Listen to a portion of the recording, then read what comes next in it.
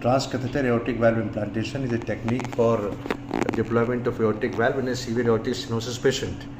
I want to show you a few steps which have been done recently, and this is the femoral artery short, क्योंकि इसके through हमको valve ले जाना पड़ता है, तो we have to be very careful in finding the right place.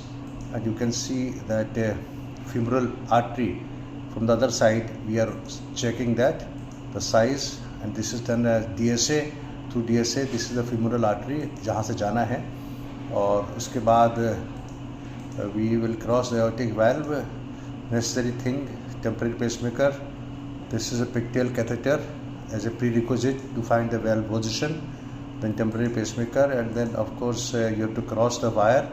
This is crossing aortic valve into the left ventricle, and then because bicuspid aortic valve has a low coronary height, so you have to take care of the coronaries. Sometime they can pinch the coronary, the valve, and the coronary we park a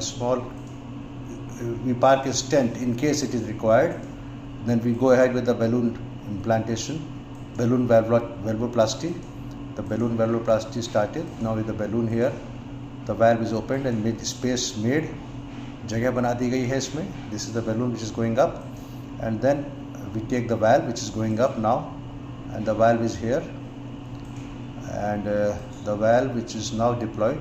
You can see there is enough space. The coronaries are spared, and therefore finally take out the stent, everything, and take a final shot with the pigtail. So we remove the guiding catheter and we take a final shot through the pigtail. So this is the beauty of aortic valve implantation.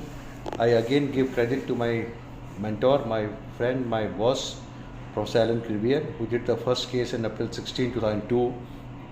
And that case was a very serious patient. I want to recall few moments of that patient. I spoke to Ellen Elsaninov, and she said that this patient was actually meant to do a retrograde technique. Retrograde matlab femoral artery se, but finally, since there was peripheral vascular disease, there was no space in the femoral artery.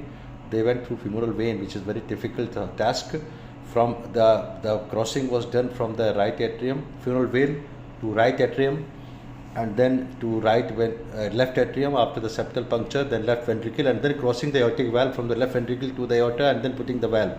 This must be a heroic measure from Dr. Alan Crivier, 57-year-old cardiogenic shock patient. Patient was having a blood pressure of only 80 systolic. So I give credit to him, and thank you very much for watching this video. The small steps of TAVI which I have shown you here. Thank you very much.